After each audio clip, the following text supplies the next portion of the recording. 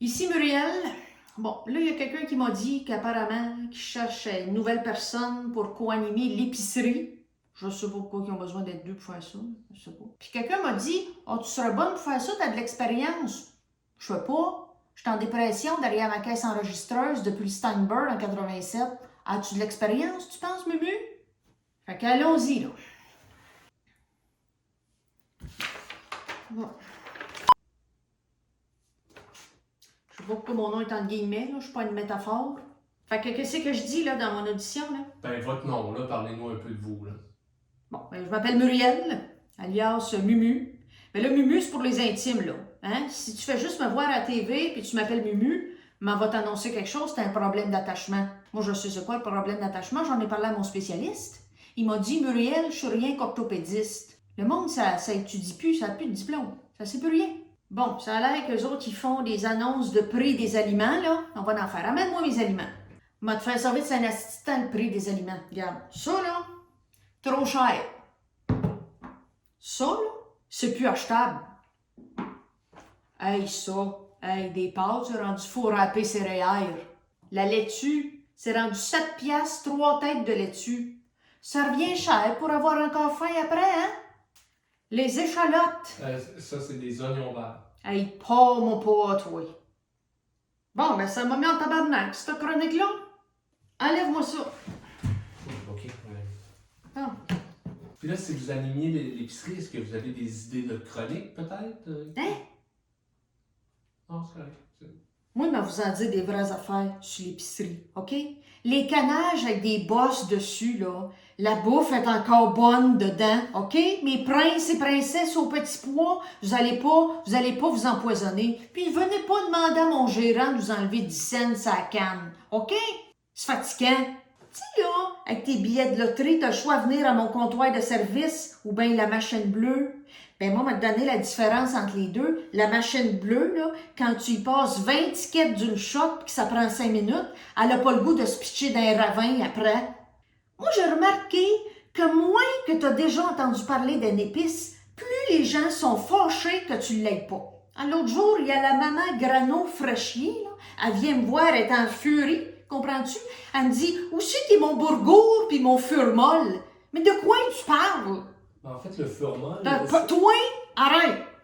Recycler ses bouteilles, ça, c'est très bien. Ça, bravo. Ça, j'approuve. Puis, tu sais, ils sont en consigne, hein? M'en t'en donner une consigne, moi. Rince tes astis de bouteilles. Moi, là, ramasser une soupe de liqueur brune, pas tant, non. Les équipes de soccer qui viennent emballer, moi ici, je les trouve gossants en esti. Vous devriez peut-être juste faire attention à votre langage. Excusez. Moi aussi, je les trouve dérangeants en esti. Ouais. Bon. OK.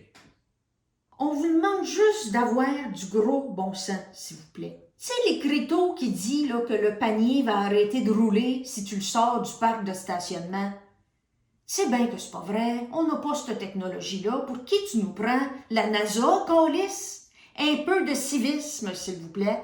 Tu sais, là, quand vous demandez est où la petite vache, ou que vous renversez un pot de sauce, ou bien que vous cherchez, vous voyez pas le prix de telle affaire, c'est dérangeant pour mon petit commis William.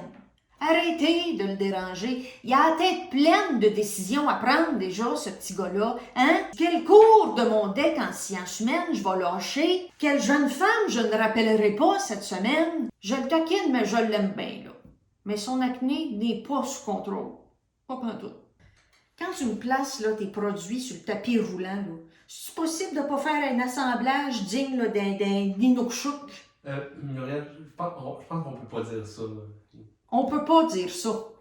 Bon, ben dans ce cas-là, si ça serait possible de ne pas recréer la tour de Pise, hein? C'est-tu offensant pour les Italiens, ça?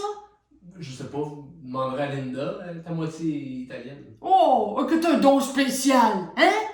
Pis tu sais, sur le tapis roulant, là, le bâton en plastique m'en va vous révéler un gros scoop, exclusivité de l'émission L'épicerie.